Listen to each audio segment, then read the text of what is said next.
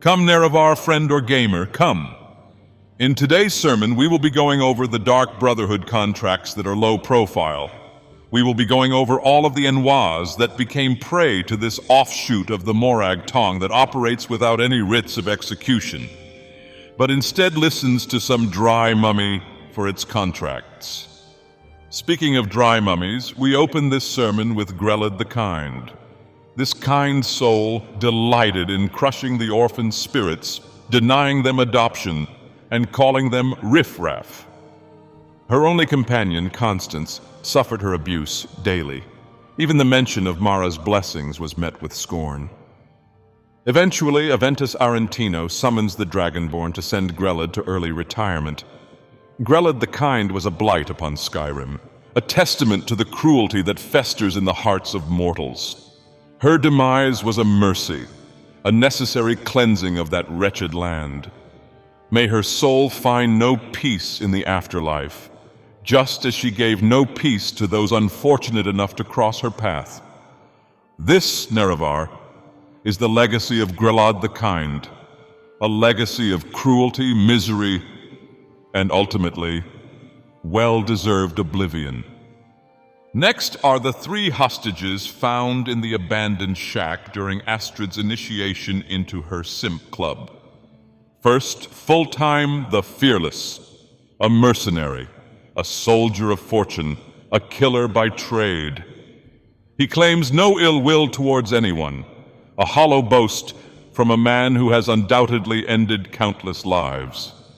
His profession is a bloody one, and the families of his victims likely harbor a deep hatred for him. He is a weapon, Nerevar, pointed at whoever pays the highest price. Fearless, he may call himself, but he is merely a tool of war, a blunt instrument of death.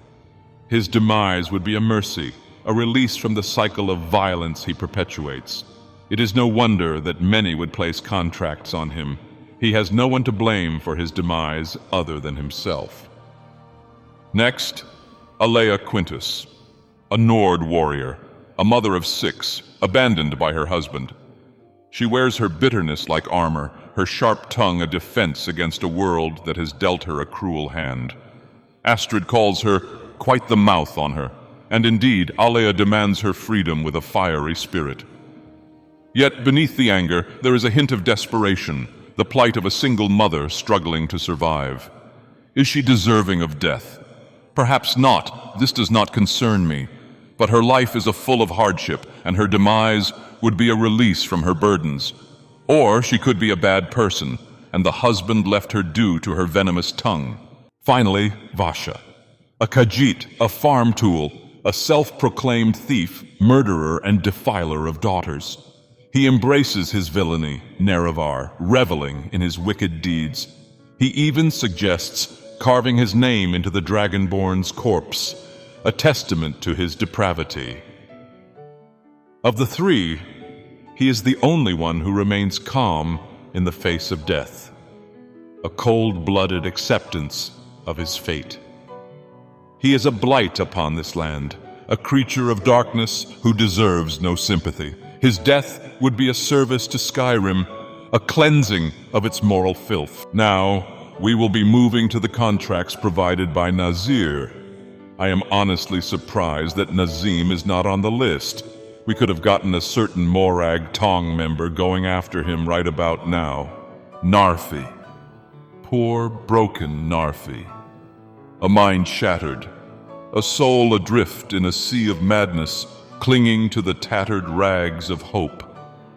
This Iverstead beggar, once a man, now a fractured reflection of sanity, awaits his sister, Rada.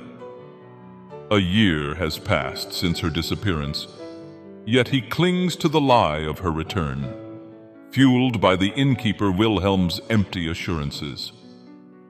The Dragonborn, a pawn of fate, or perhaps a harbinger of further tragedy, may be asked to seek this lost Rada, her corpse. A truth too harsh for Narfi's fragile mind lies submerged in the cold embrace of a nearby river. A cruel twist awaits those who align with the Dark Brotherhood. Narfi. A target, a contract, a life to be extinguished. To slay him before uncovering his sister's fate is to rob him even of closure, a final bitter injustice. Such is the tragic tale of Narfi, a testament to the cruelty that lurks beneath the veneer of this frozen land. A cruelty even I, Dagoth Ur, find noteworthy. He is a victim of the false gods and the incompetent ruler of Skyrim. Beitild, another wretched Nord, consumed by greed and petty rivalry. This Dawnstar entrepreneur, if you can call her that, has separated from her equally repugnant husband, Lygelf. And now, they wage a pathetic war through their competing minds. Ironbreaker Mine, her domain, is a pit of forced labor, where she drives her workers like a slaver, fueled by her obsession to outdo Quicksilver Mine. And Lygelf, of course. She'll offer gold for iron ore, a pittance for the lifeblood of the earth. But even this meager transaction ceases when the Dark Brotherhood marks her for death. How predictable, Nerevar. It is suspected that Lygelf is the one to employ those assassins. The petty squabbles of mortals know no bounds, husband against wife, all for the sake of profit. Ennodius Papius is a name that reeks of imperial weakness and delusion. This pathetic wretch, once a miller at Anga's mill, now cowers in the wilderness, consumed by a paranoia that, ironically, holds a grain of truth.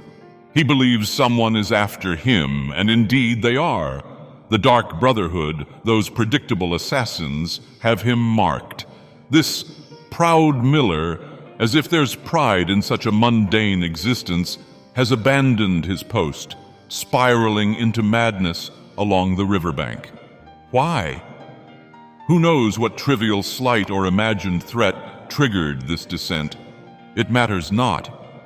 His fear, though justified, is ultimately meaningless. He is but another target, another soul to be snuffed out by the Dragonborn, that puppet of destiny. Ah, Lurbuk, the Bard of Morthal, a name that will live in infamy, not for talent, but for the sheer ear-splitting horror he inflicts upon anyone unfortunate enough to hear his music. Even Nazir, that jaded assassin of the Dark Brotherhood, acknowledges the deluge of contracts for this orc's demise. A lottery, Nerevar! A lottery was required to determine who had the honor of silencing this talentless wretch. He haunts Moorside Inn, inflicting his auditory torture upon the patrons, while the spineless innkeeper allows it, claiming business is slow, as if Lurbuk's caterwauling is preferable to peace and quiet. This orc, a supposed graduate of the prestigious Bard's College of Solitude, a stain upon that institution's reputation, is a testament to the decline of art in this age. He will not be missed. Hern, a creature of darkness, a blood-sucking parasite clinging to the fringes of civilization at the Half-Moon Mill. This Nord, twisted by vampirism, resides with his equally vile wife, Hert. They are a stain upon the land, a testament to the corruption that festers in the shadows. He dares to warn the Dragonborn, speaking of a strange aura and the shadow of death. How ironic, Nerevar, that a creature who embodies death itself would speak such words. It's almost amusing. Anyhow, I heard Half Moon Mill is now for sale. Deekus. Another Argonian, another farm tool trying to rise above his station. This one scurries about near a place called Hela's Folly, north of Dawnstar, clinging to the coast like a frightened hawker. He is, of course, marked for death by the Dark Brotherhood. How original. You can guess what happens to him. Marandru Joe, another Khajiit, another farm tool. This one fancies himself a creature of the roads, constantly moving, making him a difficult target for the Dark Brotherhood. a merchant traveling with Risad's caravan, peddling his wares across the land. He clings to the outskirts of cities, seeking the protection of guards, a futile gesture against the inevitable. The inevitable ultimately comes, Nerevar, as the Dragonborn fulfills his duty. Marandrujo, like all his kind, is ultimately insignificant, a fleeting shadow, easily extinguished. He may think himself clever with his travels and his schemes, but he is merely a rat in a maze, scurrying towards his inevitable end. If you are enjoying this eulogy, sermon, raise your thumbs, subscribe to my sermons, and instead of performing the Black Sacrament, just write your thoughts on the parchment down below. Anoriath, a bosmer, a hunter, a merchant of flesh. He peddles his wares in the Whiterun market, a brother to Elrendir, co-owner of that dimly lit tavern, the Drunken Huntsman.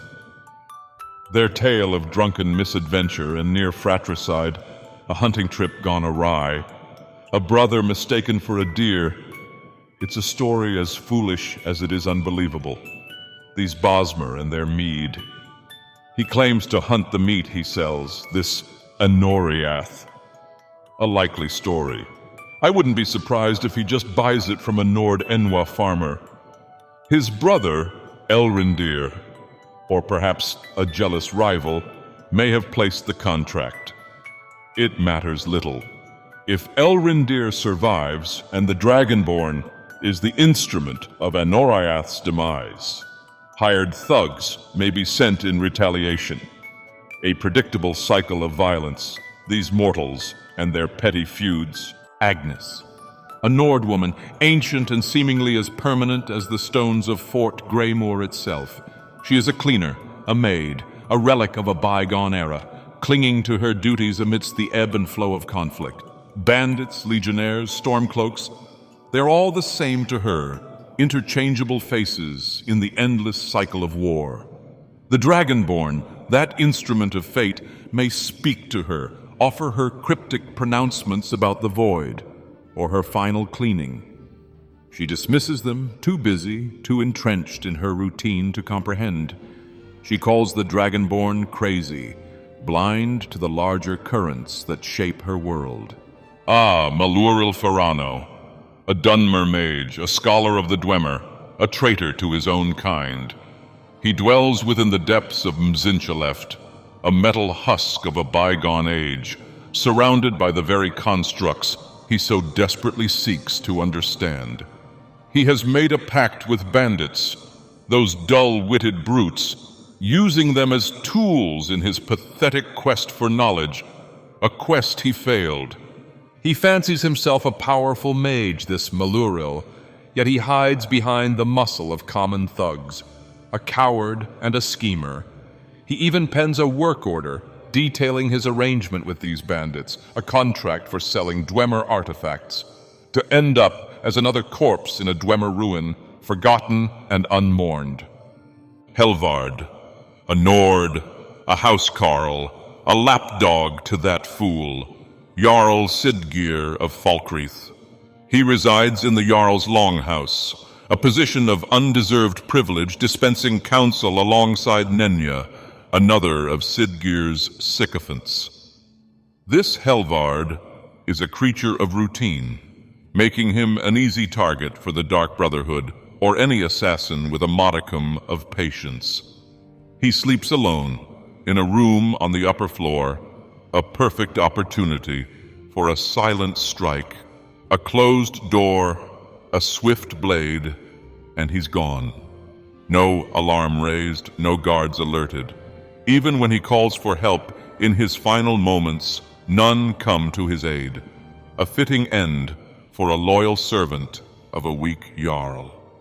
Safia, a pirate queen, a captain of the Red Wave, a name whispered with a mix of fear and respect in the seedy underbelly of Skyrim's ports. Her ship, a vessel of ill repute, often moors south of Solitude, a haven for cutthroats and smugglers. She is the final contract given by Nazir, a culmination of the Dragonborn's service to the Dark Brotherhood, a bloody path reaching its end. Well, Nerevar, this is all for the low-profile targets in the Dark Brotherhood. Stay tuned for the high-profile contract sermon soon. We will cover the Gourmet, Antoine Varan, Alain Dufour, the Mongrel Dog Emperor, Victoria Vici, and a surprising theory about the most high-profile target for the Dark Brotherhood. Honor the Sixth House and the tribe unmourned by raising your thumb, subscribing to my sermons, and writing on the parchment down below. Thank you to all Sixth House members and patrons for funding the operation of the Sixth House across Tamriel. I would like to thank the adoring fan Connor Runda and the current Charmat Tanya Davis for your unwavering loyalty during these less productive times.